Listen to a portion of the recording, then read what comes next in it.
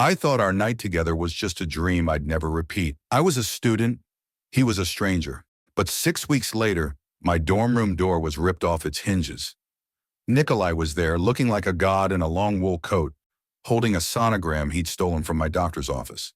He didn't care that his family wanted him to marry a Russian model. He looked at my curves, then at my stomach, and smiled a dark, terrifying smile. "You thought you could raise my son in a dorm room?" he whispered, pulling me into his arms. "Pack your bags, Maya. You're the new matriarch of the North, and I'm never letting you out of my sight." Before the story continues, let me say this.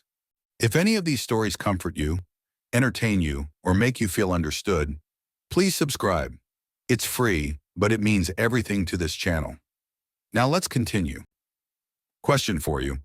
Would you marry a billionaire if you knew he had a dangerous secret? Type money or no way below. All right, let's get into the story. I came to Moscow for my brother. That's what I tell myself even now, though the truth is always more complicated than the stories we use to justify our choices. Marcus had been working for an import-export company. That's what he told our mother anyway. And when his calls stopped coming, when the money he'd been sending home dried up, when his emails bounced back with that cold, automated response, I knew something had gone wrong.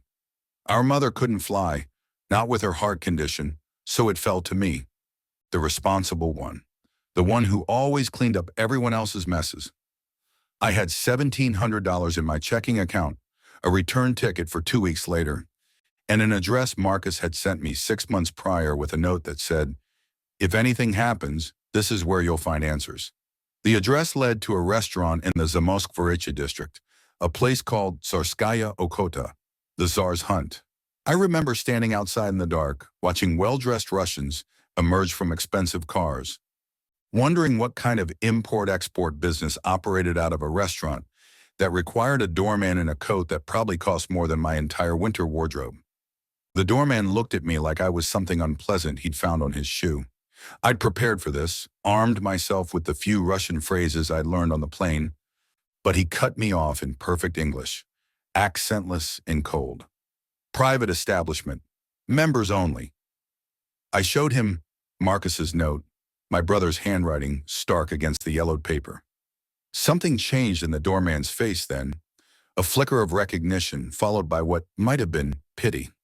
He stepped aside without another word, and I walked into a world I didn't understand I was entering until it was far too late to turn back. The restaurant was beautiful in the way dangerous things often are. All dark wood and dim golden light, crystal chandeliers casting shadows that moved like living things. The air smelled of expensive tobacco and something else, something metallic and cold that I would later recognize as a scent of fear dressed up as power. Men in tailored suits occupied the tables, their voices low and conspiratorial, their eyes constantly moving, assessing threats and calculating odds. A few women scattered among them, beautiful and brittle, wearing their designer clothes like armor. I felt every eye turn to me as I stood there. This black American woman in a borrowed winter coat and boots I'd gotten on sale at Target. So obviously out of place, I might as well have been wearing a sign. The conversations didn't stop exactly, but they changed quality, became performative. Everyone was suddenly very interested in pretending I didn't exist while simultaneously tracking my every movement. A hostess materialized at my elbow, her smile sharp enough to cut. She spoke in rapid Russian, and when I shook my head, her smile grew sharper still. "You are lost," she said in English, not a question. "I'm looking for someone," I managed, hating how small my voice sounded in that vast space. "My brother, Marcus Johnson. He worked with someone here." The temperature in the room dropped 10 degrees. That's not metaphor. I swear I felt it, the way you feel the moment before lightning strikes. The hostess's face went carefully blank, and she opened her mouth to speak, but before she could, a voice cut through the tension, like a blade through the silk. "Bring her to me." I turned toward the voice and saw him for the first time. Alexei Volkov. Though I didn't know his name then, didn't know anything except that every instinct I possessed was screaming at me to run, and my feet were carrying me forward anyway, following the hostess through the restaurant toward a private room in the back, where he waited like a king granting audience. He was beautiful. That's the first terrible truth I have to confess. I'd expected a monster, and what I got was a man in an immaculate charcoal suit, sharp cheekbones and ice blue eyes, dark hair pushed back from a face that could have been carved from marble by someone who understood the aesthetic appeal of cruelty. He was smoking a cigarette, expensive tobacco mixing with cologne that probably cost more than my monthly rent. And when those eyes fixed on me, I felt pinned in place like a butterfly under glass. "Sit," he said, and I sat, my body obeying before my mind caught up. There were other men in the room, 4 of them, all carrying that same air of casual violence that marked them as dangerous even before you noticed the bulges under their jackets where guns lived. But Alexei was the sun they all orbited, the gravitational center that bent everything toward him. He studied me for a long moment, smoking in silence, and I studied him back because I was too frightened and too stubborn to look away first. I remember thinking his hands were elegant, the kind of hands that could sign papers or pull triggers with equal grace. Later, I would learn exactly how accurate that assessment was. "You are Marcus's sister," he finally said, accent turning my brother's name into something foreign and strange. "The one who pays his mother's medical bills. The one who works 2 jobs and goes to school and sends money home every month like a good daughter. Amara." My name in his mouth felt like a violation. "How do you know?" "I know everything about Marcus Johnson," Alexei interrupted, taking a drag of his cigarette and exhaling smoke in a slow stream. "I know he came to Moscow 3 years ago, looking to make money fast. I know he was hired to work logistics for Konstantin Baranov's operation. I know he got greedy, and I know that 6 months ago he made a very stupid mistake." The room tilted. I gripped the arms of my chair hard enough that my knuckles went pale. "Where is he?" "That," Alexei said softly, "is an excellent question. Unfortunately, I do not have an excellent answer. Your brother disappeared 2 months ago, owing a substantial debt to very dangerous men. Men who are now quite interested in ensuring that debt is paid one way or another." I don't understand, but I was beginning to, horror creeping up my spine like frost. "Your brother stole from the Bratva," one of the other men said, his English heavily accented. $300,000 American dollars. We want it back." 300,000. The number hit me like a physical blow. I made $32,000 a year between my 2 jobs and student loans. 300,000 might as well have been 3 million. "I don't have that kind of money," I whispered. "We know," Alexei said, and crushed out his cigarette with deliberate precision. "Which presents us with a problem. In my world, debts must be paid. Always. The Bratva has rules, and those rules keep chaos at bay. Your brother broke those rules, and now someone must pay the price. Traditionally, that someone would be family." My mouth went dry. "You're going to kill me for his debt?" "Kill you?" Alexei's smile was terrible and beautiful at once. "No, Amara. Killing you would be wasteful, and I am not a wasteful man. But I do have a proposal that might benefit us both." That's when he told me, laid out his plan in that calm, conversational tone, like he was discussing the weather instead of upending my entire existence. He needed a fiancé, temporary, fake, someone who could play a role for a few months while he navigated some complicated political situation within the Bratva power structure. Old guard families trying to force him into an arranged marriage with someone connected, someone Russian, someone who would strengthen alliances and cement his position as head of the Volkov family. He needed to appear unavailable, committed to someone else long enough to consolidate his power and eliminate his rivals without the complication of marriage politics. 3 months, he said. You live in my home, appear at my side when required, and convince everyone that you are the woman I have chosen. In exchange, I forgive your brother's debt entirely and provide you with 50,000 American dollars for your trouble. More importantly, I will use my resources to find Marcus and ensure his safe return to America. The last part caught me off guard. You'd help find him? I have people looking already, Alexei said. Your brother is not the first man to run from his debts, and he will not be the last. But finding him benefits me as well. A debt unpaid is bad for business, bad for reputation. If you agree to my terms, finding Marcus becomes a priority rather than a side project. I should have said no. Should have walked out of that restaurant and gone to the American embassy and gotten the hell out of Russia and never looked back. But I thought of Marcus, wherever he was, and the men looking for him. I thought of my mother, her heart barely working, the medical bills that never stopped coming. I thought of the weight of responsibility I'd carried my whole life, always fixing things, always taking care of everyone else. How do I know you'll keep your word? I asked. Something flickered in Alexei's eyes. Might have been respect. You don't. But I will tell you this. I have never broken a promise in my life.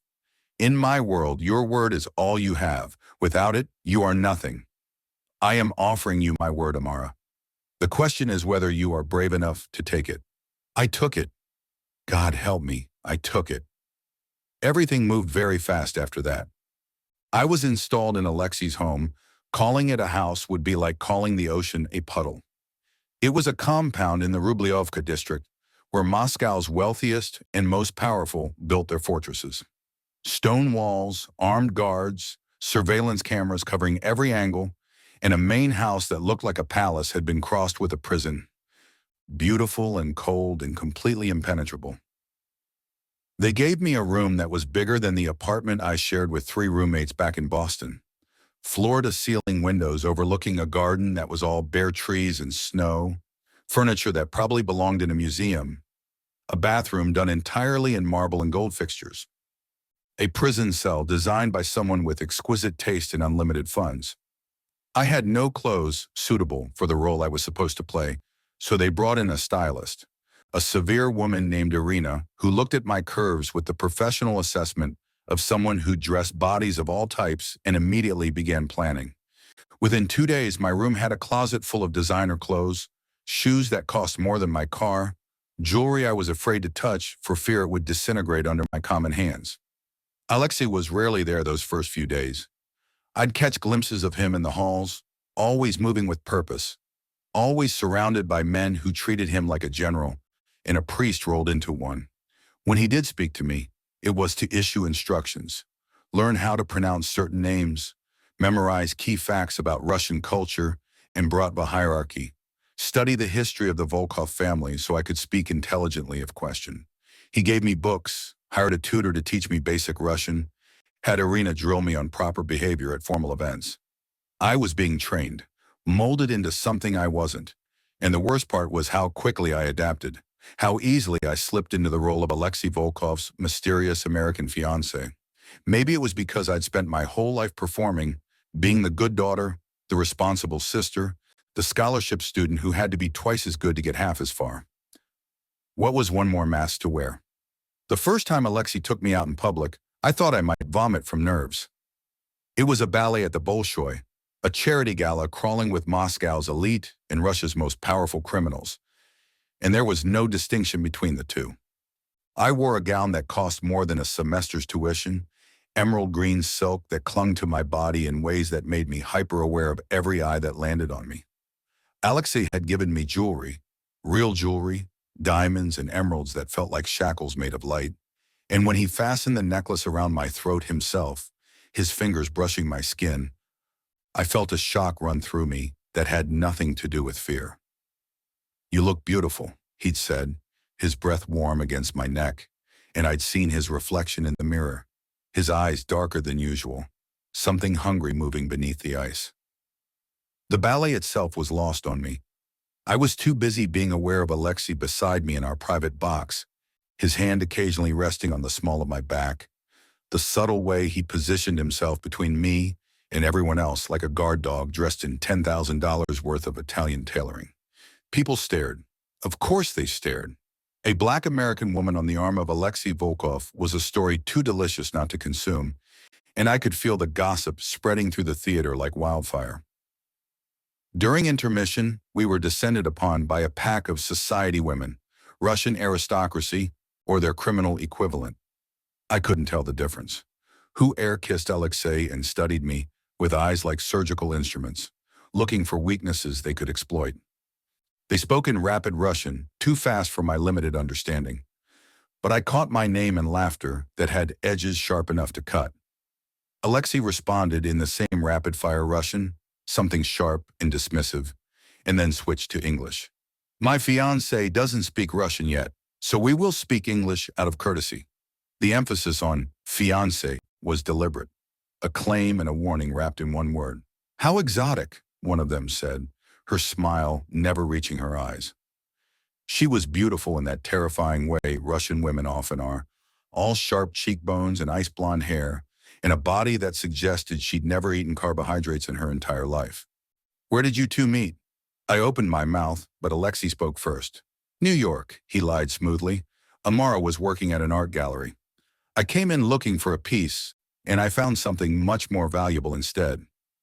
The women made appreciative sounds, but their eyes were calculating, already trying to poke holes in the story, looking for weaknesses. One of them, older, dripping in furs and enough diamonds to fund a small country, leaned in close to me, her perfume overwhelming. You must be very special, she said, her accent thick as honey. Alexei has never brought a woman to a public event before. Many have tried to catch his attention, but he has always been, she paused, searching for the word, inaccessible. Perhaps he was waiting for the right person, I said, surprising myself with how steady my voice sounded. Her smile sharpened. Perhaps. Or perhaps he is making a point to someone else. Men like Alexei always have multiple reasons for their actions. Before I could respond, Alexei's hand found mine, his fingers threading through mine with an intimacy that felt shockingly real. Excuse us, he said, already pulling me away. I promised Amara I would show her the Apollon Hall. He led me through the crowds, people parting for him automatically. And I realized this was what power looked like. Not just money or violence, but the ability to move through the world like gravity didn't apply to you the same way it did to everyone else. We ended up in a hallway lined with golden mirrors, relatively empty, and Alexei finally released my hand. You did well, he said.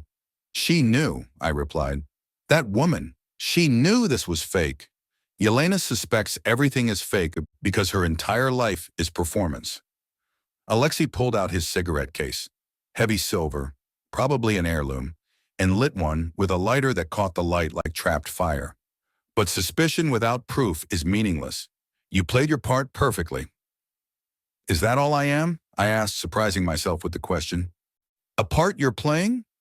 He looked at me then, really looked at me, and for just a moment, the mask slipped.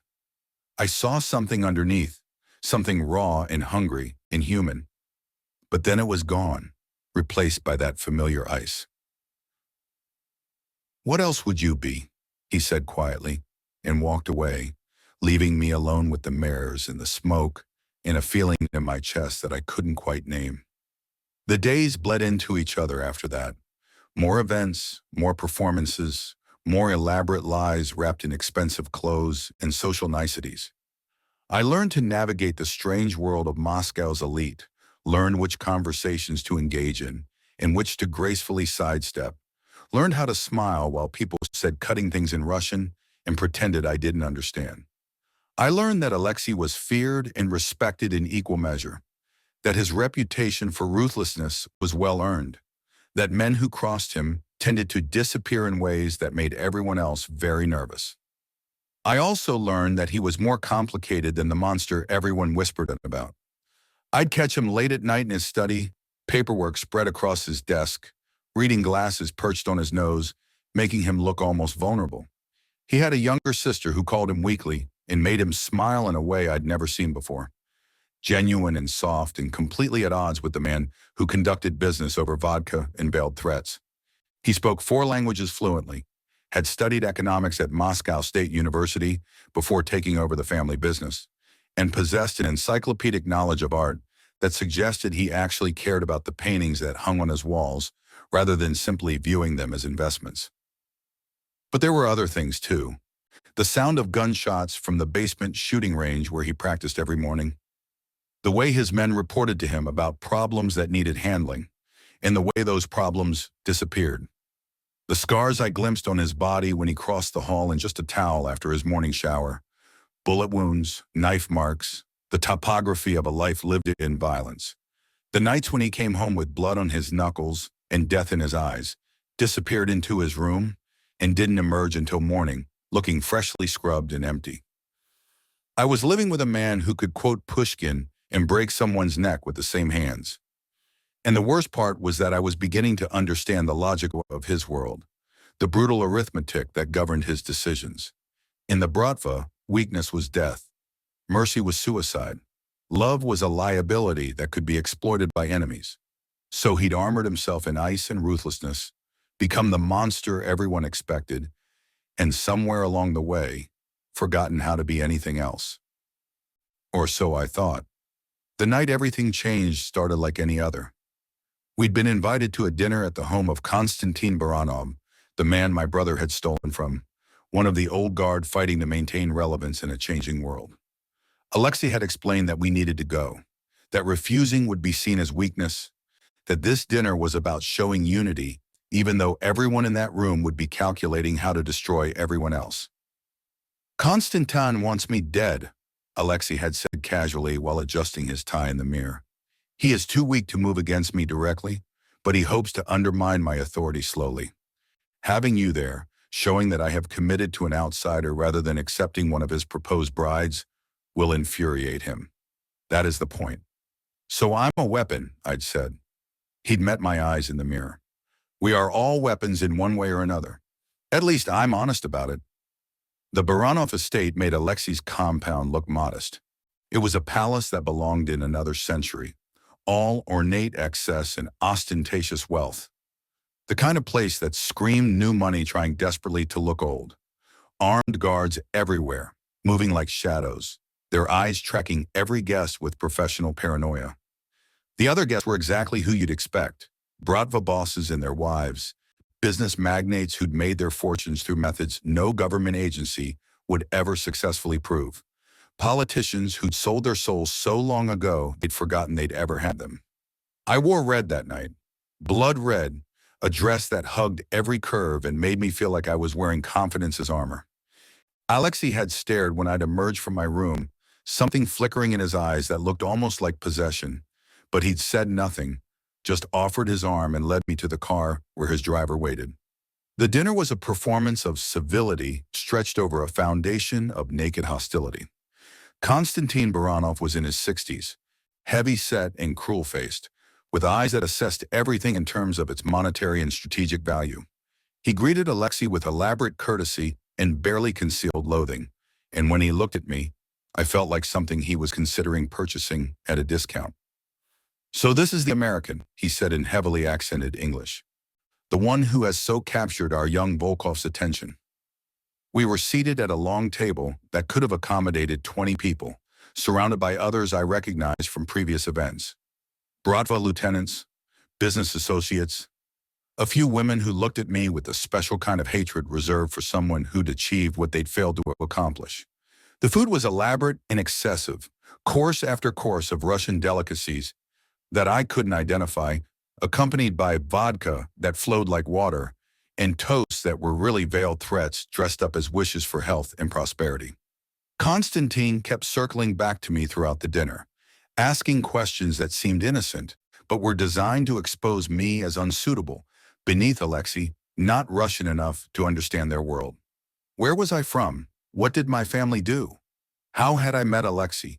What did I know about Russian culture? Did I understand the weight of joining a Bratva family? I answered carefully, sticking to our prepared story, but I could feel the trap he was building, question by question. Beside me, Alexei was tense, his body language screaming danger, even though his face remained neutral. It's unusual, Konstantin finally said, as dessert was being served. For a man in your position, Alexei, to choose an outsider, particularly when there are so many suitable Russian women who understand our ways, our traditions, women from good families who could strengthen your position rather than potentially weaken it. The table went quiet. This was it, the attack everyone had been waiting for, delivered with a smile and a toast glass. My position needs no strengthening, Alexei replied, his voice arctic. And Amara is not an outsider. She is my choice. That should be sufficient for anyone concerned with their own continued health. Of course, Constantine said, waving a dismissive hand. I meant no offense. I simply worry about the complications. A foreigner, someone with no connection to our world, no understanding of our obligations. He turned his attention to me, his smile venomous. Tell me, dear, what would you do if you discovered that the man you loved had done terrible things? That his hands were not as clean as they appear? I felt every eye on me, the entire table waiting for my answer, for me to crack under the pressure and reveal myself as exactly what they suspected, a naive American who'd been swept up in something she didn't understand. But I'd been living in Alexei's world for weeks now. I'd seen enough, learned enough, to understand exactly who these people were and what they valued. I would say that judging a man by his worst moments is a luxury afforded to those who have never had to make impossible choices, I said clearly. And I would say that anyone who thinks they understand someone else's obligations has never carried true responsibility themselves. The silence that followed was deafening. I just defended Alexei, but I'd also implicitly criticized everyone else at the table, suggested that their moral superiority was bought with privilege rather than earned through virtue. It was an insult dressed up as philosophy, and everyone knew it. Constantine's face went very still. Bold words from someone who has been in Moscow for less than 2 months. Bold or not, they're true, I said, and I felt Alexei's hand tighten slightly on my thigh under the table. A warning or acknowledgement, I couldn't tell which. The dinner ended shortly after that, the tension too thick to pretend civility any longer. We made our excuses and left, Alexei's hand firm on my back as we navigated through the guests and out to our waiting car. His driver pulled away from the estate, and I finally let myself breathe, adrenaline draining from my body and leaving me shaky. That was reckless, Alexei said, his voice tight. Provoking Constantine like that. He was testing me, I shot back. Was I supposed to just sit there and let him humiliate you? I can handle humiliation. He turned to look at me, and I saw something in his eyes that made my breath catch. What I cannot handle is you making yourself a target. Constantine now sees you as someone who needs to be dealt with. I can take care of myself. Can you? His voice was soft, dangerous. Can you take care of yourself when his men come in the night? When they use you to get to me? This is not a game, Amara. The things that happen in my world, they are not hypothetical dangers. They are real and they are brutal, and they do not care how brave or intelligent you are. The rest of the drive passed in tense silence. When we arrived back at the compound, Alexei dismissed the driver and his guards with a curt gesture and led me inside. I expected him to disappear to his study like usual, to retreat behind closed doors and expensive vodka and the paperwork that never ended. But instead, he followed me, his presence a weight at my back. We ended up in the library, a vast room lined with books in multiple languages. Leather furniture arranged around a fireplace where flames threw dancing shadows on the walls. Alexei poured himself vodka from a crystal decanter, downed it in one swallow, and poured another. You don't understand, he said, his back to me, what you did tonight. I defended you. You painted a target on yourself. He turned, and the look in his eyes was raw, unguarded in a way I'd never seen. Do you know what Constantine will do now? He will investigate you. He will find every weakness, every vulnerability, every person you have ever cared about, and then he will use them against both of us. So what was I supposed to do? I moved closer, anger burning through my fear. Sit there silent while he questioned your judgment? While he made it clear he thought I was beneath you? Yes, the word came out harsh, because your safety is more important than my pride. The admission hung in the air between us, heavy with implications neither of us was ready to acknowledge. Why? I asked softly. Why would my safety matter to you? This is fake, remember?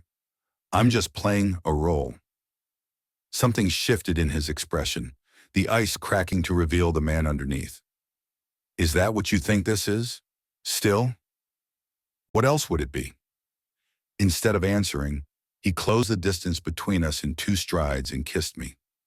It wasn't like the careful, calculated touches we'd shared in public.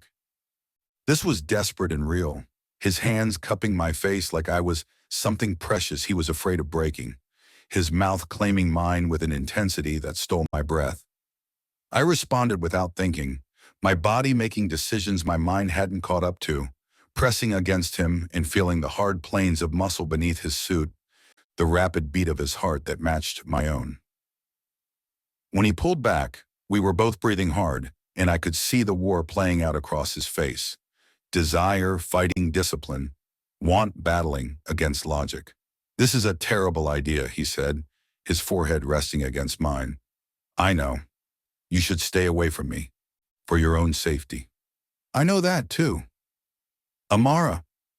My name was half prayer, half curse. "Stop talking," I whispered, and pulled him back down. We fell together like gravity, like inevitability, like something that had been building since the moment I walked into that restaurant and saw him for the first time.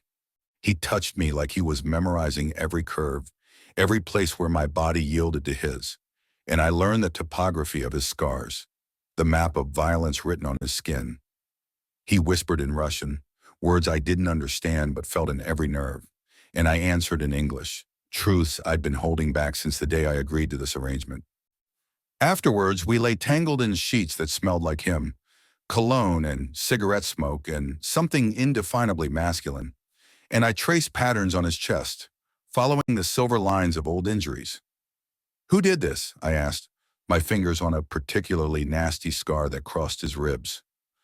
"A man who thought I was weak because I was young when I inherited the family business." His hand covered mine, stilling my exploration. "He was wrong." "Did you kill him?" "Yes." No hesitation, no apology. "He tried to kill my sister." Some things cannot be forgiven. I should have been horrified, should have pulled away from this man who spoke of murder as casually as discussing the weather. But instead I understood. In his world, mercy was suicide. Love meant protection at any cost, and family, blood or chosen, was worth dying for, or killing for. "Tell me about her," I said. "Your sister." And he did. Told me about Katya, 5 years younger, studying medicine in London, where she was safe from the violence that defined his world. How he'd worked to keep her separate from the Bratva, to give her a normal life, to protect her from the consequences of their father's choices. How she called him every Sunday and made him promise he was being careful, was eating properly, wasn't working too hard. How she was the only person in the world who still called him Lyosha, a nickname from childhood that no one else would dare use. I told him about Marcus, about growing up with a brother who was brilliant and reckless in equal measure, who'd always looked for shortcuts and easy money, who loved our mother fiercely but could never quite manage to stay out of trouble. About the weight of being the responsible one, the one who cleaned up messes and paid bills and sacrificed my own dreams to keep the family afloat.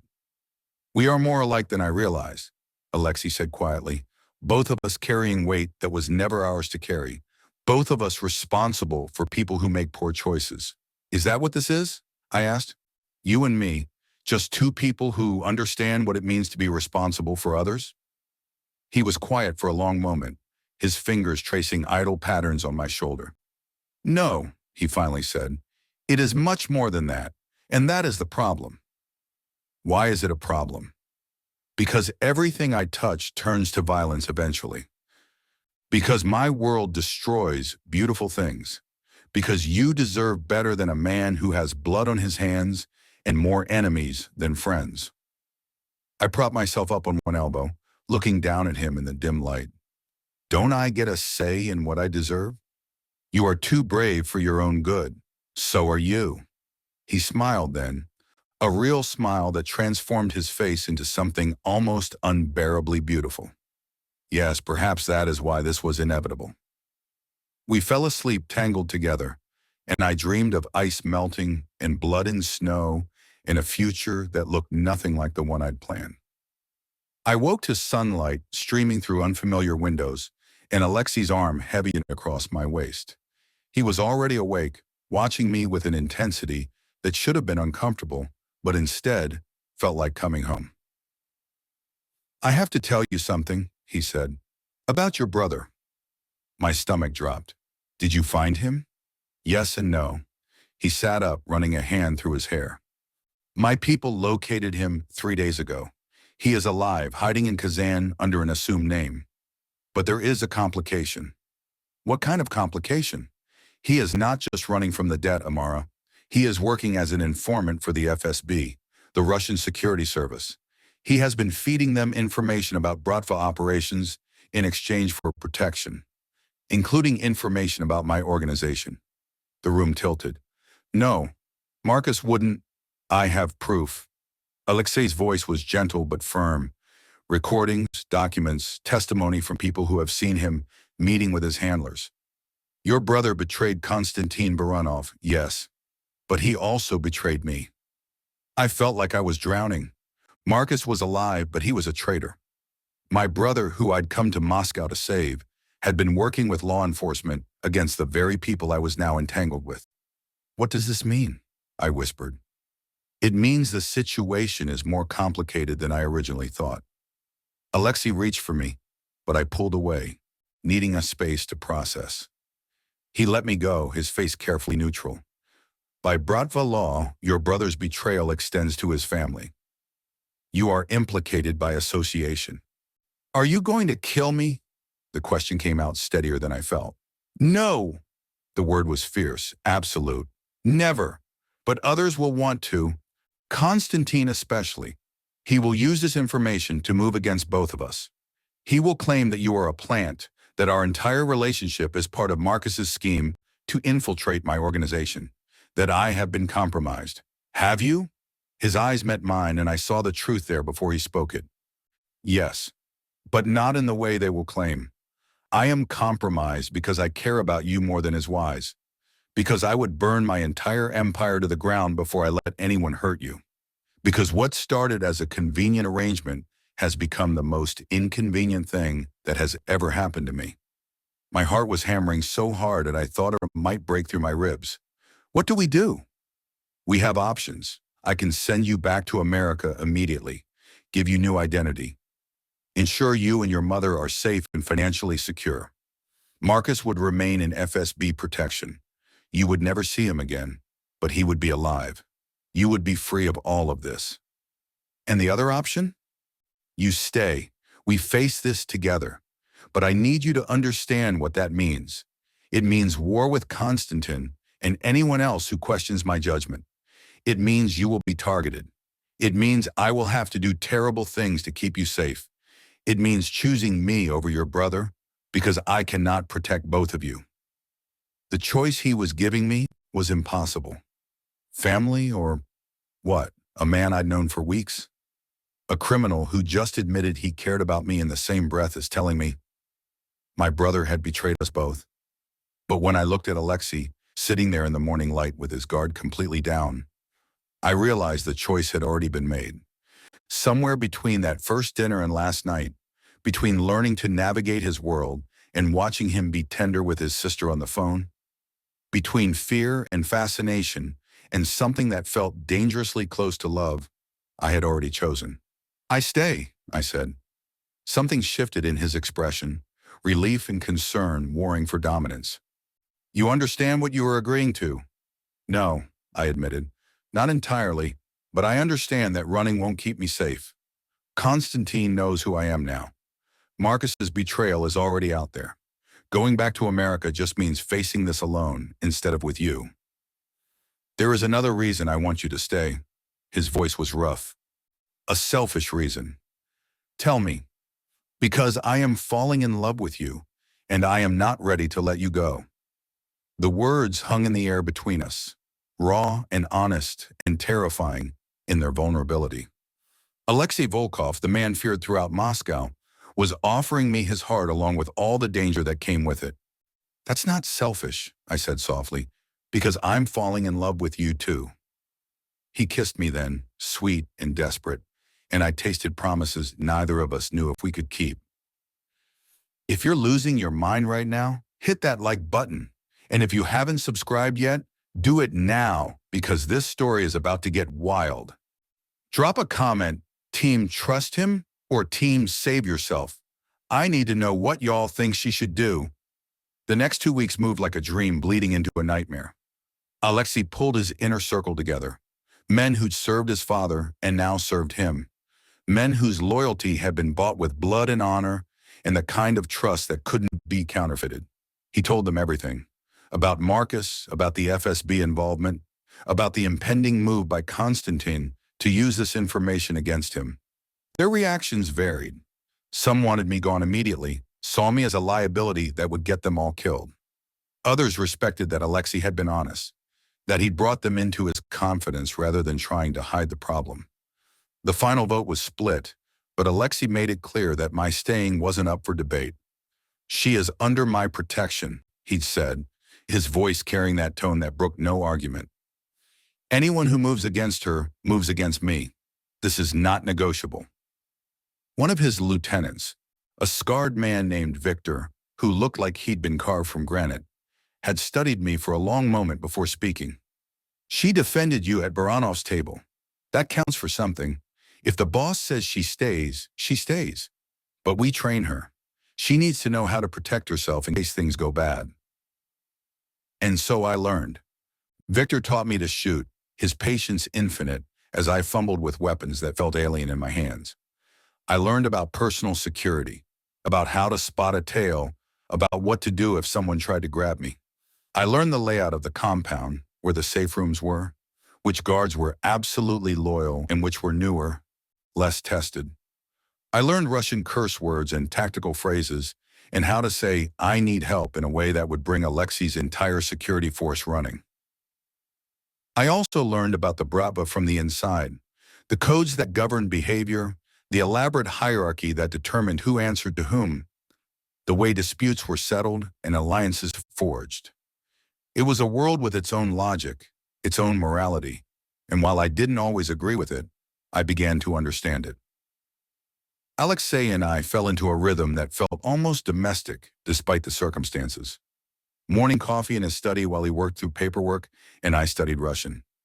Evenings when he'd teach me about the paintings in his collection, explaining the techniques and historical context with the passion of someone who genuinely loved art. Nights tangled together, learning each other's bodies and histories in equal measure, trading secrets in the dark. He told me about his father, a brutal man who'd ruled through fear and built the Volkov Empire on the bodies of his enemies. About inheriting a legacy at 23 when his father was killed in a car bombing. About the war that had followed as other families tried to seize power in the vacuum. About the choices he'd made, the lines he'd crossed, the person he'd become in order to survive.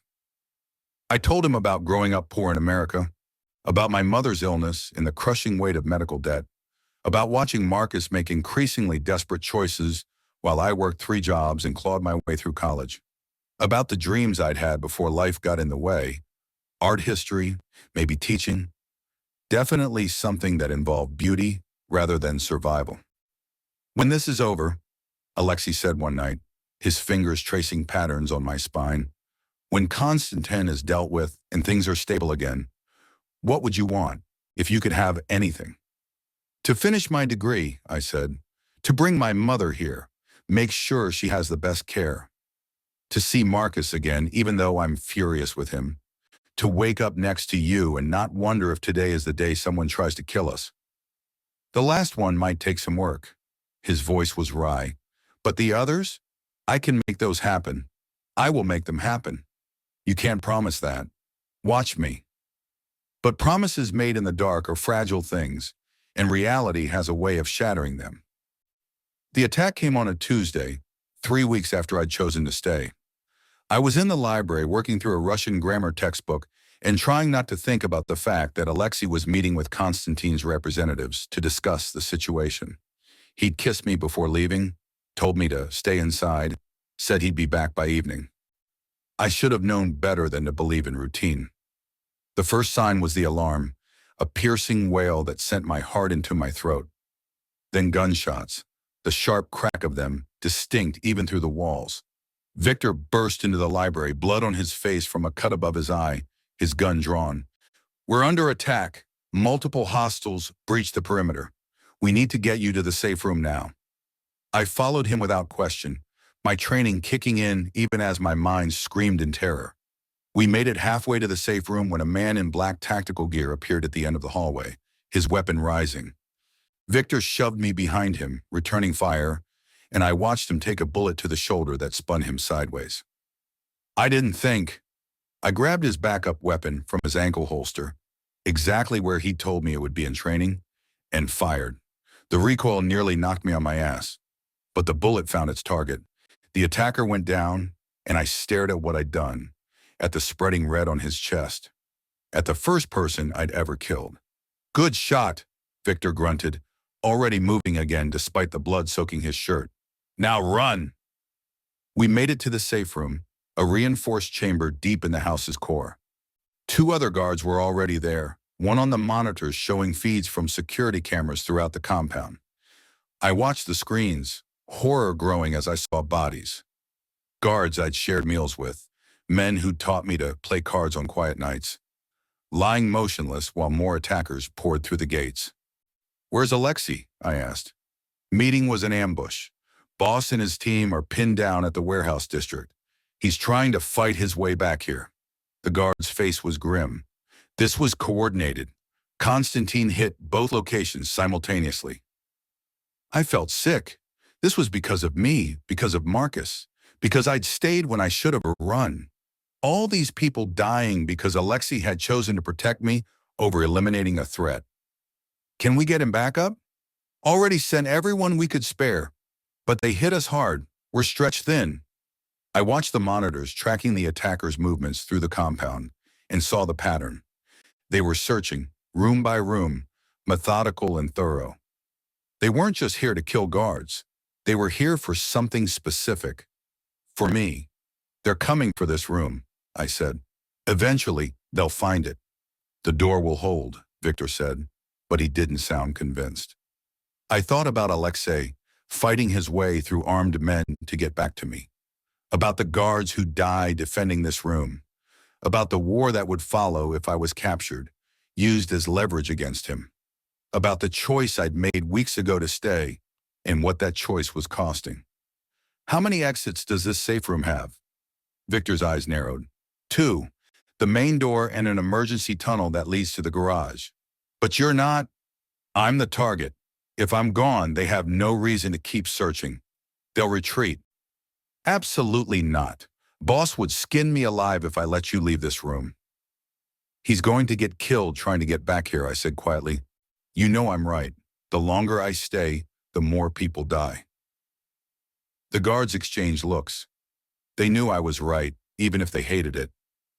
Where does the tunnel come out? I asked. Garage on the east side. There are vehicles there, keys in them for emergency evacuation. Victor was weakening. I could see it. But you'd be exposed, alone. If they catch you, then I make sure they don't catch me. It took another 5 minutes of argument, but finally Victor agreed. He gave me a weapon, a phone with emergency numbers, and a vehicle key. Then he opened the tunnel access, a hidden panel behind a bookshelf that led to a narrow passageway lit with emergency lights. You call the boss the second you're clear, Victor said. And Amara, you survive this. He won't if you don't. I ran through that tunnel like my life depended on it, because it did.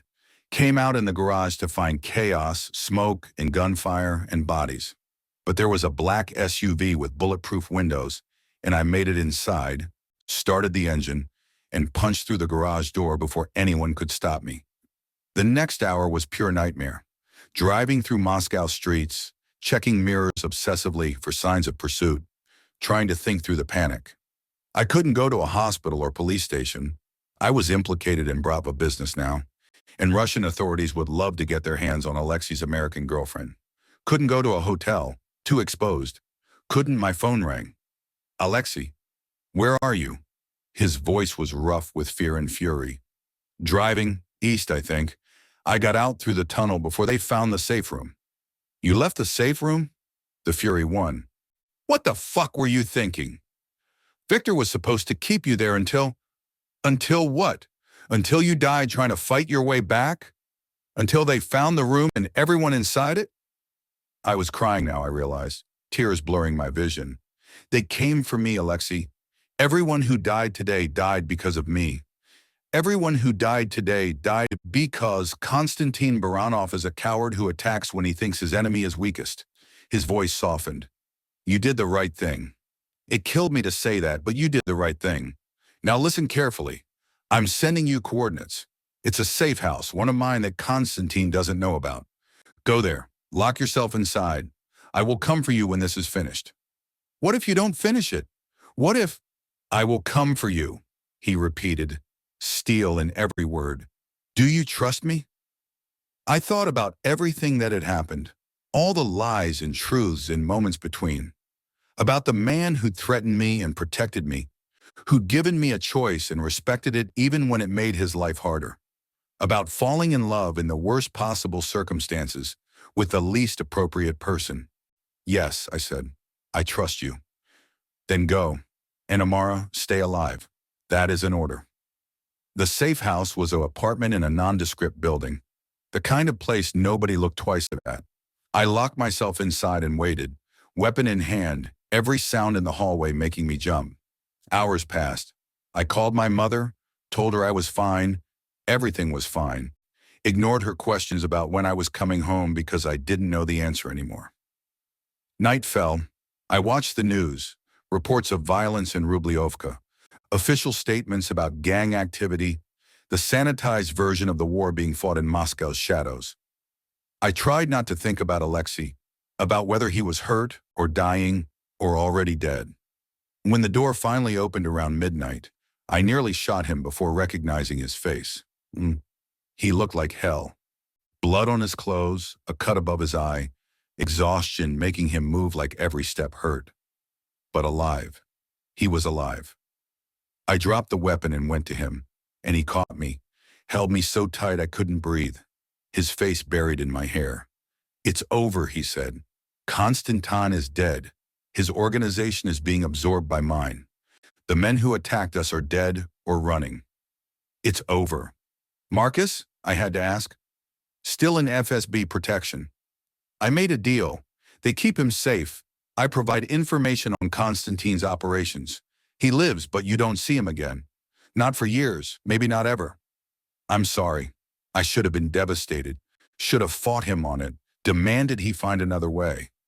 But all I felt was relief that it was over, that Alexei was alive, that we'd both survived the war that had started the day I walked into that restaurant. How many did we lose? I asked. 8 guards. Victor will recover. Bullet missed anything vital.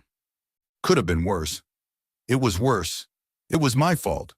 He pulled back, cupping my face in his blood-stained hands.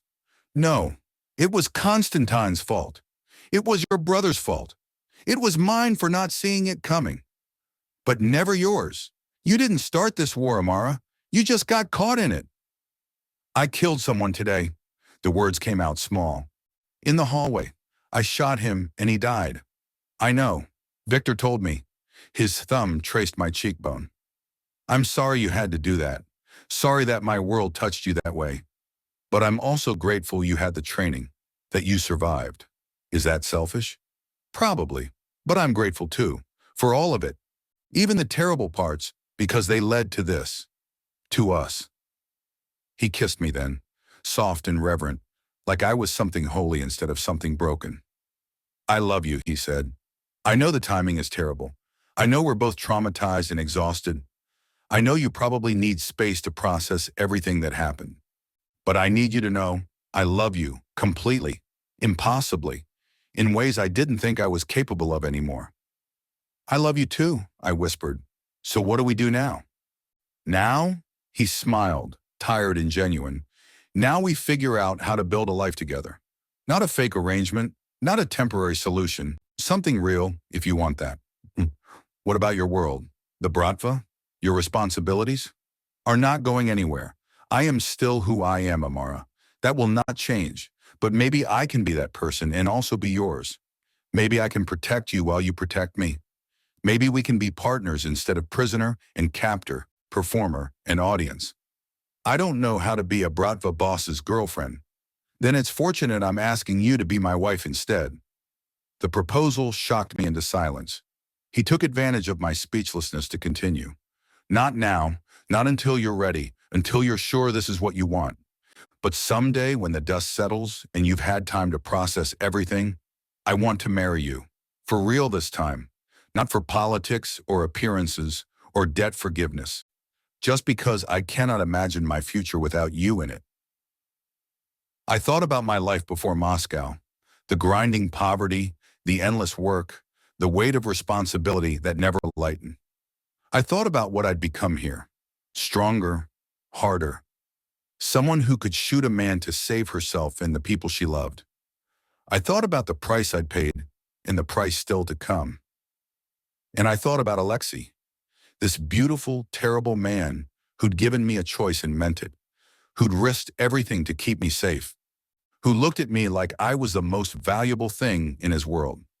Ask me again in 6 months, I said, when I finished my degree online and brought my mother here for treatment, when I've learned enough Russian to insult your rivals properly, when I know for sure this isn't just trauma bonding and Stockholm syndrome wrapped up in expensive suits.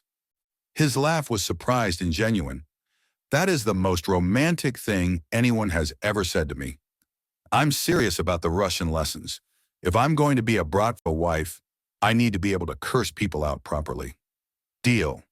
He kissed me again deeper this time. 6 months, and then I'm asking again, and I expect a yes. Confident. Optimistic, he corrected. There's a difference. We spent that night in the safe house, too tired for anything but holding each other while the adrenaline slowly drained away. In the morning, Alexei made calls, arranged for cleanup crews, and damage assessment, and the 1,000 details that came with consolidating power after a war. I called my mother, told her I'd be staying in Moscow longer than planned, that there was someone I wanted her to meet. Is he good to you? She asked. I thought about that question, about Alexei's world and its violence, about the blood on his hands and the scars on his soul, about how he looked at me and how he touched me and how he'd moved heaven and earth to keep me safe. Yes, I said, he's good to me. Then that's all that matters. But baby, bring him to visit soon. I want to meet the man who made my daughter decide to stay in Russia of all places. I will, Mama, I promise. 6 months later, I stood in front of a mirror in a private room at the Church of the Ascension, studying my reflection. The dress was couture, custom-made to fit every curve, white silk that caught the light like fresh snow. My mother sat behind me, tears streaming down her face, looking healthier than she had in years thanks to the treatment Alexei had arranged. You sure about this, baby? She asked. I thought about the past 6 months, about finishing my degree with Alexei, proofreading my papers on Russian art history, offering insights I never would have had access to otherwise, about bringing my mother to Moscow, watching her fall in love with the city despite its cold, about learning to navigate Bratva politics, becoming someone the old guard respected despite their initial resistance, about nights with Alexei, mornings with Alexei, the 1,000 small moments that built into something that felt like home. About the ring he'd given me exactly 6 months after that night in the safe house, getting down on one knee in his study and asking in English and Russian both if I would marry him. About saying yes without hesitation. I'm sure, I said.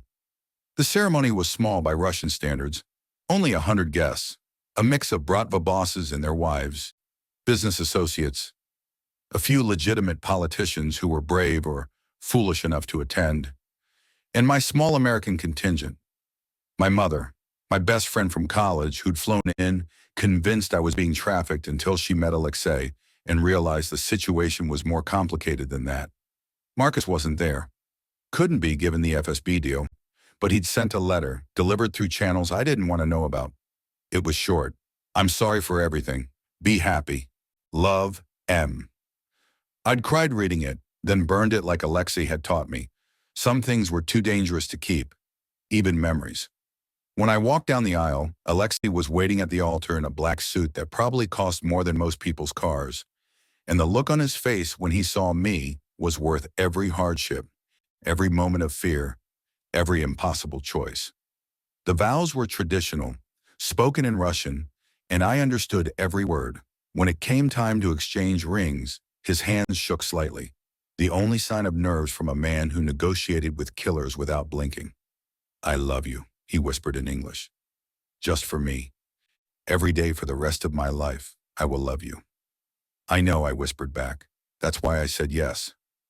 The reception was elaborate. Crystal and champagne and toasts that went on for hours, each one more elaborate than the last. Victor, still bearing the scar from the bullet he'd taken protecting me, gave a speech about how I'd earned my place in the family through courage and stubbornness. Katya, Alexei's sister, flew in from London and pulled me aside to say she'd never seen her brother this happy, this human. "You saved him," she said. "Not from Constantine or business rivals. From himself. From becoming the monster everyone expected." "He saved me too," I said. "In every way that matters." Late in the night, after most of the guests had left or gotten too drunk to notice, Alexei pulled me onto the dance floor for one last song.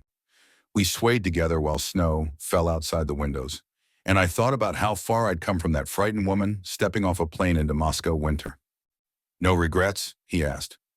I thought about everything I'd lost, my old life, my innocence, any illusion of safety, about everything I'd gained. Love, strength, a family that was bloody and brutal and fiercely loyal. "Not a single one," I said honestly. He smiled, that rare, genuine smile that transformed his face into something beautiful. "Good, because you're stuck with me now. Till death do us part.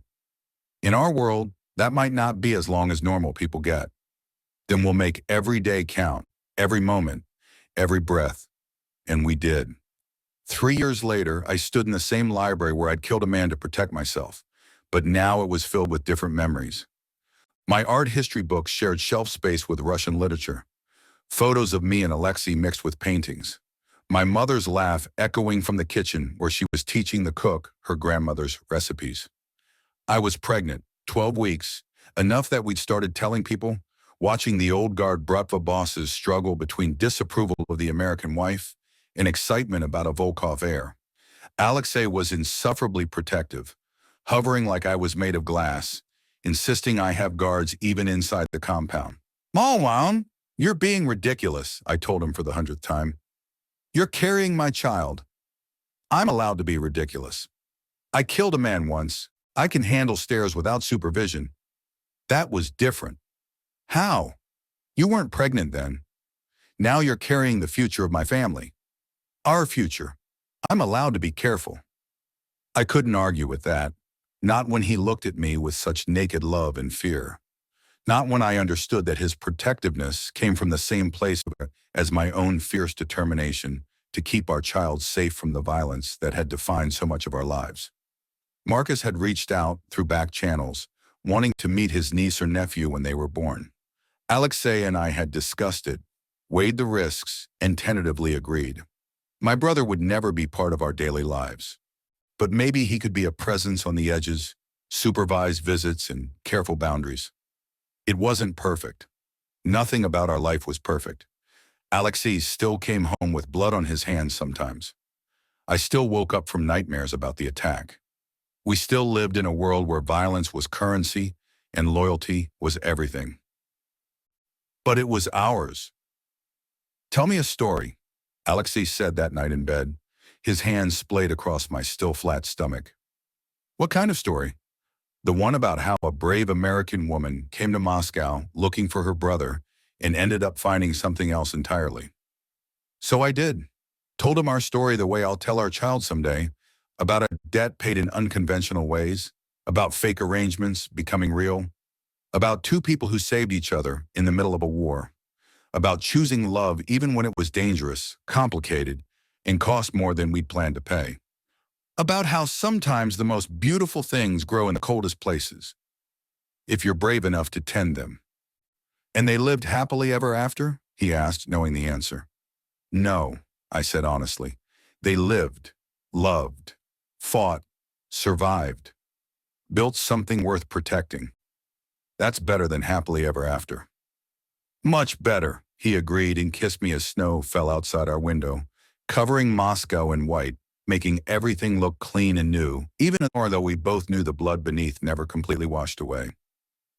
But that was fine. We learned to live with contradictions, my monster and I. And that's the story. That's how she fell for Moscow's most dangerous man and built a life in a world she never expected. If you love this, smash that like button right now. Subscribe because I'm dropping new romance stories weekly. Russian mafia, billionaire, enemies to lovers. All the forbidden love you crave. Tell me in the comments, what was your favorite moment? Should I write a sequel about Katya's story? What story should I do next? Italian mafia, motorcycle club, or possessive CEO? Tag someone who needs to hear the story. Thanks for watching. Until next time, keep believing in love that's worth fighting for.